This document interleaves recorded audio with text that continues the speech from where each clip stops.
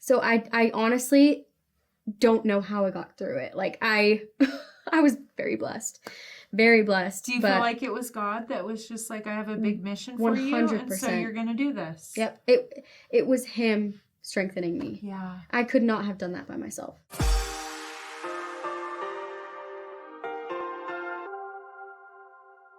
Hello and welcome to The Middle. I'm so glad that you joined us today here on the Yellow Couch for our very special guest, Madilyn Paige. Thank you for having me. I'm so happy that it's finally, I feel like we've been kind of trying to make today happen for a while. And so now it feels like Christmas because you're here. Yeah. And I'm so grateful. Thank you. For those that don't know your bio, do you want to just share a little like fun facts and tidbits about Madilyn? Yeah, sure. So I'm a singer. Singer-songwriter. I write my own music and sing it. I've done YouTube covers, lots of those.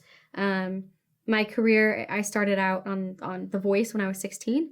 And that kind of was the launch pad to the rest of my career. That's kind of how I see it. And I got to work with Desert Book, and I put out a couple pop albums. And I've gotten to perform all over the US and Canada and in Japan and like speak to youth and sing, and it's been absolutely an incredible ride. And you're an incredible person, because I think this industry on the whole can kind of make you hardened, and it's competitive, and there's a lot of comparisons, and totally it's just, and I feel like a little bit of the work I do, it's the same risk, right? And so to maintain a soft, hopeful heart, which I really feel with you, and I have always felt that with you. We've had a few opportunities to work together, and I've just been so impressed that you lead out with that authenticity and that hopeful spirit, which sometimes the music industry can kind of strip away. Totally. If you're not careful, right? And we really wanted to invite you on The Middle because it's here on the Yellow Couch that we kind of unpack middle of the stories that are complicated and sometimes emotional and sometimes really, really private. And we love hearing from our audience when they message us and say, thank you for talking about that issue, and thank you for bringing up that subject, because I'm going through that. Nobody knows it. And I have ideas now on how to navigate it. And you've had a few middles in your short little life. I have.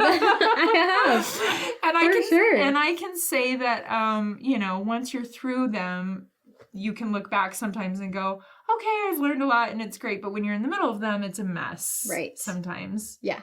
Feels that way for sure. So the first middle that you've said that we can kind of talk about and address is the divorce of your parents. And what's the time frame there? When did it kind of start to unravel and happen? And when did you know that there was an issue? Yeah. So it was the end of 2018. So actually probably, I guess 2 years ago, around this time of year, was when we first started seeing signs of it. And then it was kind of this drawn out thing until March of last year. And that's when my parents actually got divorced. And then, so it's super fresh. Yeah. But that's kind of the general timeline. So how did you find out? How did your parents, what did they do right in sharing what happened, and maybe what did they not do so good at? That's a good question. Because it's all hindsight, right? Like, it's so true. There's no book. I mean, there are books about divorce, but it's not until you look back, like, that wasn't helpful. Why did they do it that way? Totally. Yeah. I would say, I really do think that my mom, the way she went about it was really good. She kind of gave herself some time to, when she first found out that they were probably going to get divorced, she gave herself some time without telling us first, just brief amount of time, to kind of like process through her own emotions. My mom's incredible because she's literally one of the strongest people I know. She is a rock, and she doesn't like to let us see her cry. So she would do that on her own privately. And that's how it was in the beginning. She kind of let out her initial emotions by herself, and then she talked to us. and obviously she was still super emotional, but I feel like my mom really, really, really put an effort into keeping it as healthy of a situation as possible. And she knows we're adults and that we have a greater understanding being older of things. And so she was also just honest and real with us. And so do you feel like she did a good balance between telling you just enough but not oversharing to the point that you couldn't navigate a relationship with your dad? Yeah. Which is really tough because totally, she's figuring it out, but she's also parenting through it. Mm-hmm. It's really tricky. Super tricky. And I mean, there were a couple times where I did kind of feel like I was in the middle of my parents, which is a really tough thing with a divorce as the kid, is you feel kind of, no pun intended, but you feel like you're in the middle. Literally. I didn't pay her to brand, but she totally branded there for it me. is. Yes. There it is. It's true. I mean, I shared this with you before we started taping, that when people reach out to me for advice, my parents were divorced when I was young, and I say when there's young kids involved, less is more. Mm-hmm. You know, you let your kids know, but realize that your children will figure out why the marriage didn't work eventually. Right. And if you shame the other parent, those children are half that parent. Totally. And so to put kids in that position where half of them, they identify with their mom and half is with their dad, and that marriage is ending. Yeah. To wrestle with all of that is a lot. It is. So looking back, what do you think could have been done if you were to talk to either millennials or teens that have parents that are going through this? What do you see in hindsight that maybe you could have done different or your parents could have done different to help? I love that you shouted out love first to your mom. So shout out to Madeline's mom. She loves you and thinks you're amazing. I do. And I love my dad. And she loves her dad. You know, I think one thing that comes to mind is realizing there's two sides to every story.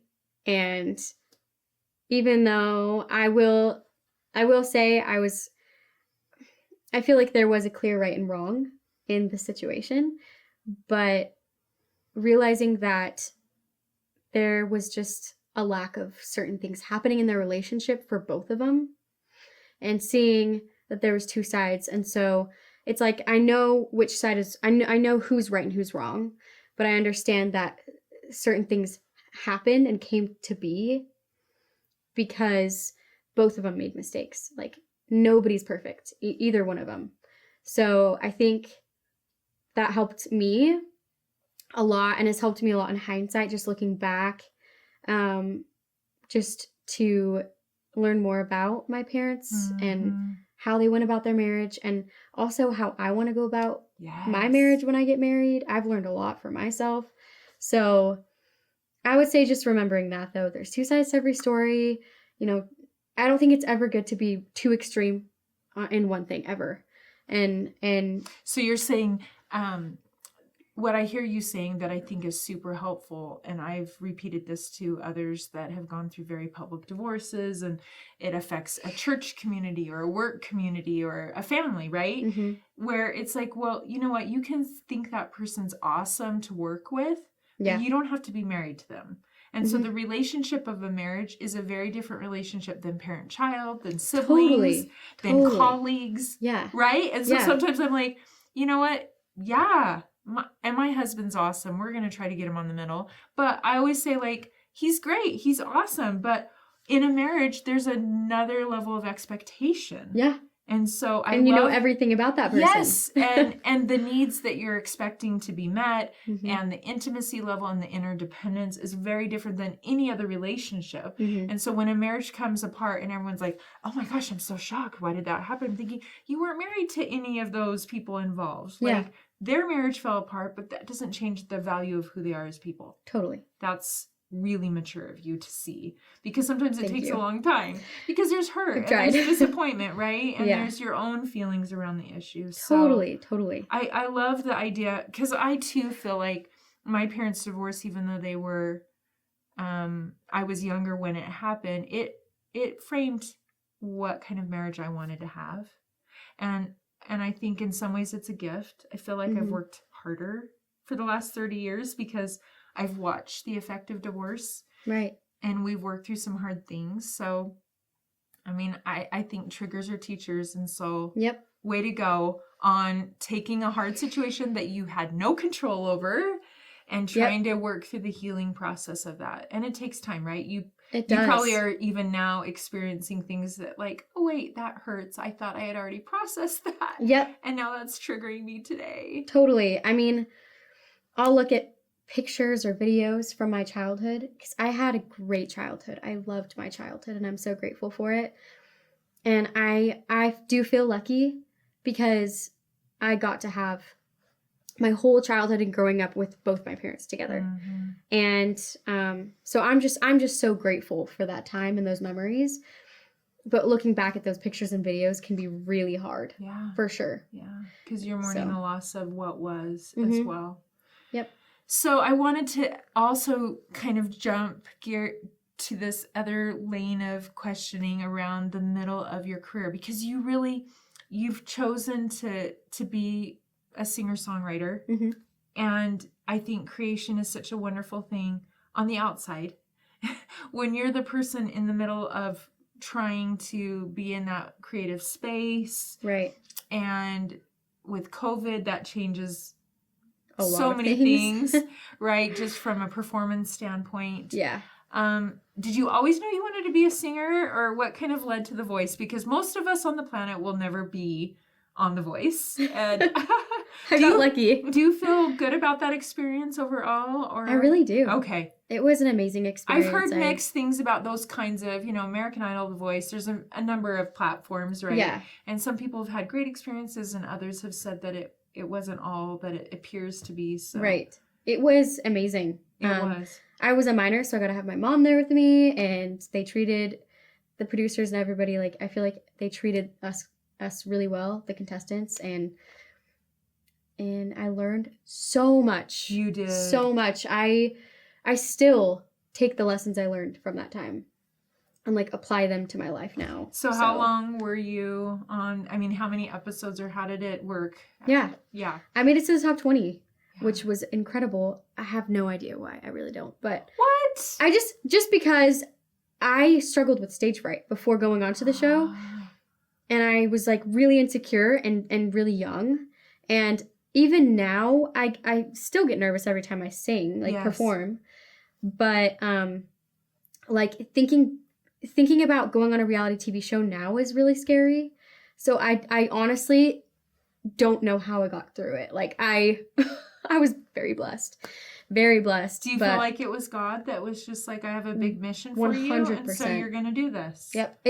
It was Him strengthening me. Yeah. I could not have done that by myself. Who was your coach? Usher, and then Blake Shelton. Oh my gosh. Yeah.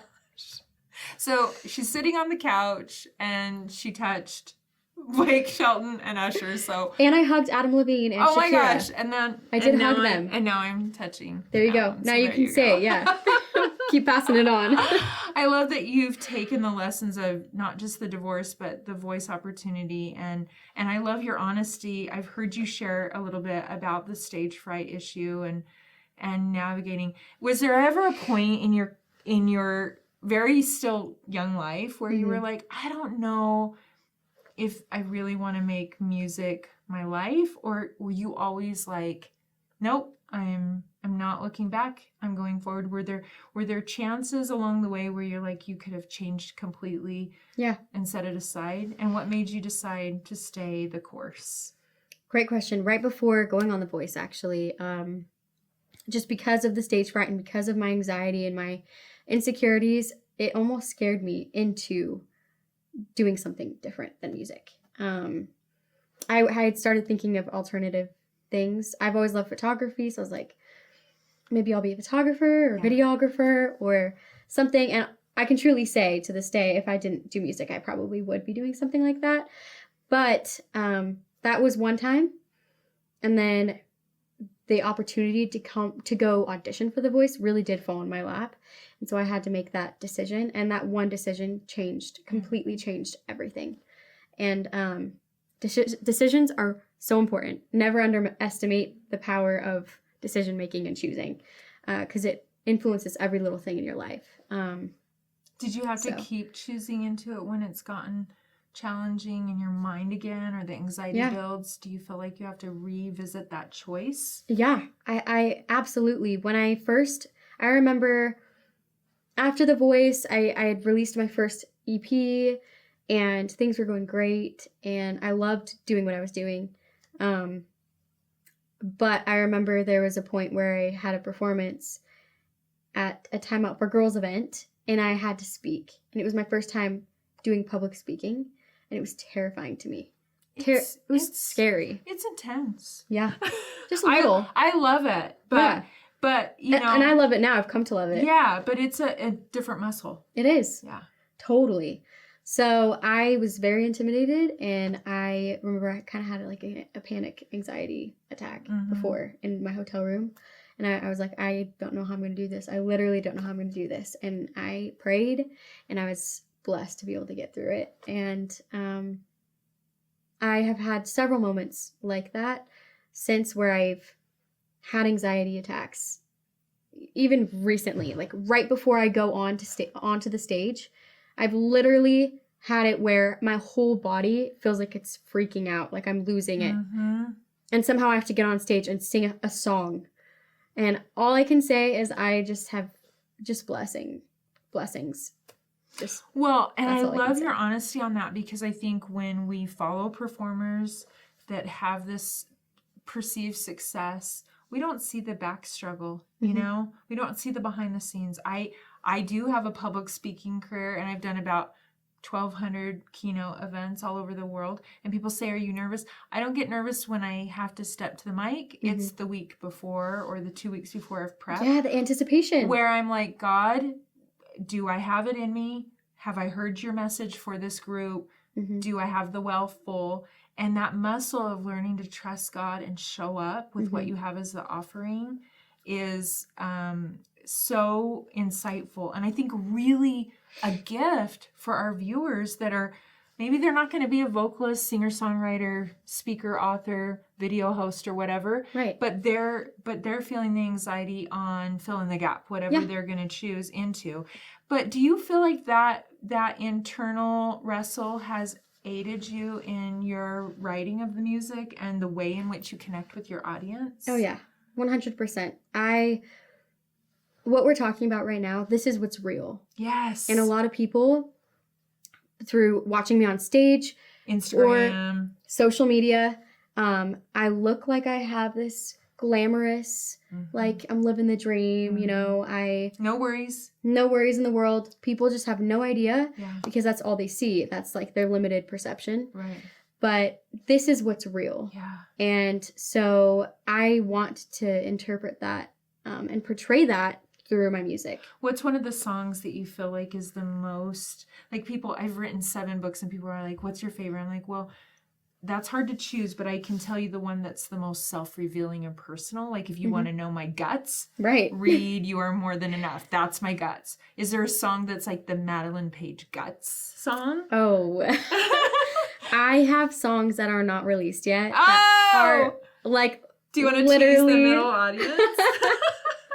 Breaking news? Yeah, so talking about the divorce, swinging back to that, I have a couple songs. Okay. They're not released, but after the divorce, there was a phase of time where I just needed to kind of heal and take time for myself, and I went a while without writing anything. Which I went is months. I'm so glad you said that, because that's the part of the creative process. Like you have to want it again or fill up the well. You have to experience. Yes, you have to live the music before you write the music. Yeah, I love that. That's so perfect. You have to live. Like that. I have to. People are like, "Are you writing your next book?" I'm like, I gotta live some of it first and then write it. Yeah, you know. Yeah, totally. Yeah, yeah. So that's exactly what I had to do. I just had to allow myself to have that time, and then when I was ready, I co-wrote a song. It's called Enough.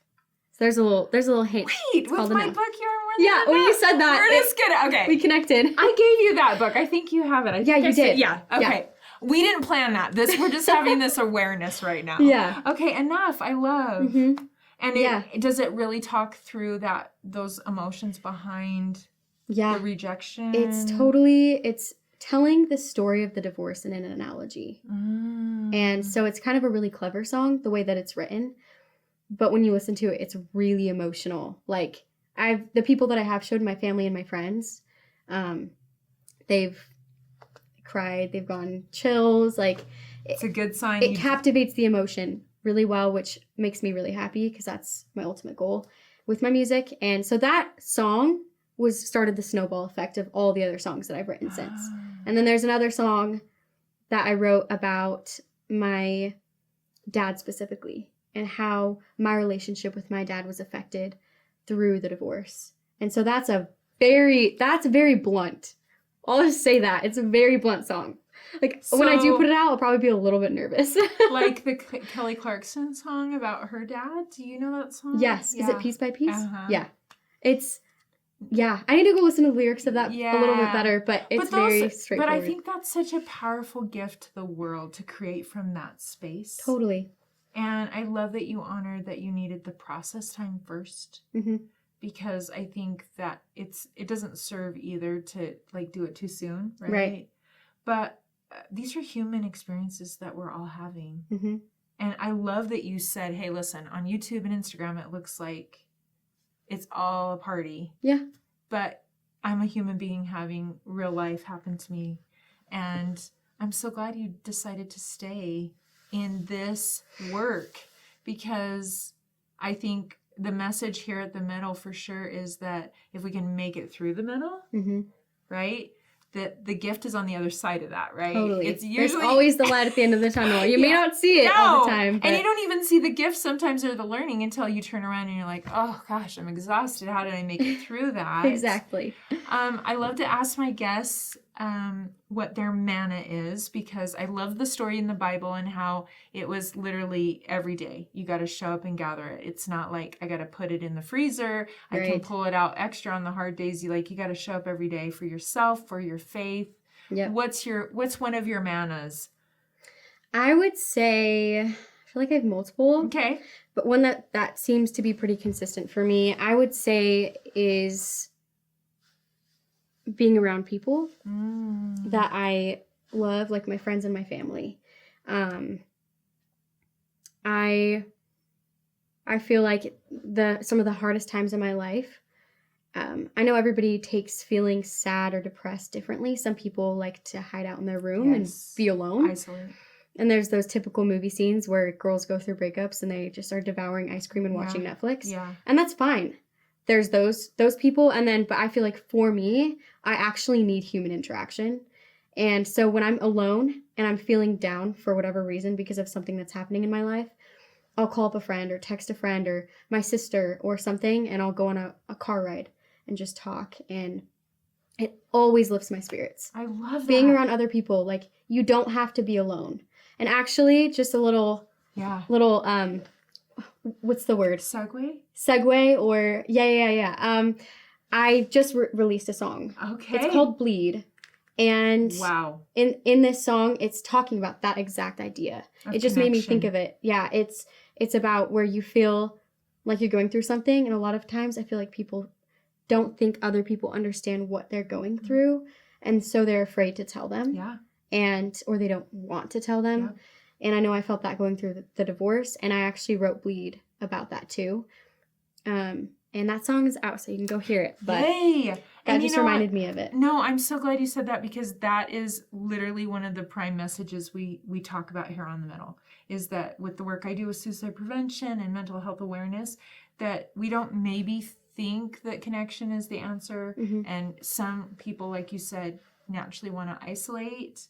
And I love that you shared, you actually move against that and you reach out and ask for connection. Right. It's healing. It's healing. It's so healing. You don't have to go through things alone. And you're going to be surprised when you're going through something hard and you're afraid someone's going to judge you or someone's not going to understand, how much they actually will try to understand and try to be there for you and support you.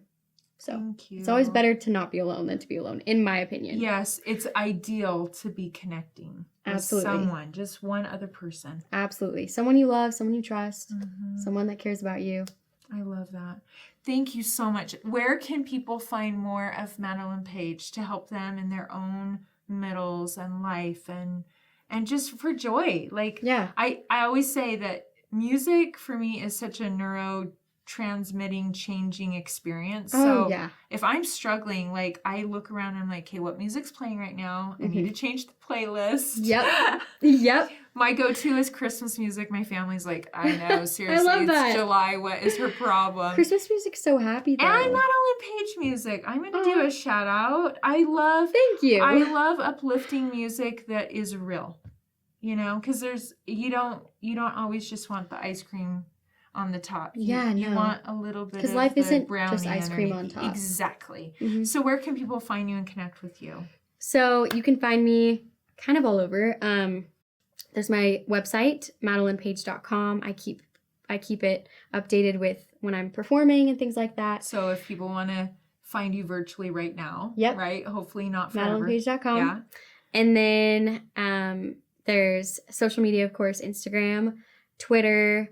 Both of those are Madilyn Paige _. Facebook, Madilyn Paige. And then, of course, my music is on YouTube. And then also Spotify, Apple Music. You can go and stream it there. It's all there. So Amazon, do they have your old hardcore CDs? Do people buy Amazon might. I'm not totally sure anymore. You still have CDs, right? I do. I do. So if you want to like purchase a signed CD or something. For the zombie apocalypse, I've got to have the hard CD. I don't want just the streaming. Well, you never know what's going to happen in the world. You never know. Might as well. And then if everything is going bad, don't you want a CD player where you can listen to Madilyn Paige? I do. Thanks. I love you. I think you're awesome. Thank you. And thank you for sharing. This audience I know is going to resonate with your story, and they're going to identify with you know, the decisions of career and family and navigating your own path in the world. And I love that you shared faith and authenticity and your honesty around some difficult subjects. So thank you for coming and being on the middle. Thank you. Thank you for having me. You're welcome. And thanks for subscribing and liking and sharing this show with your friends and family. This community is growing. We love having you join us here on The Middle, and we'll see you again soon.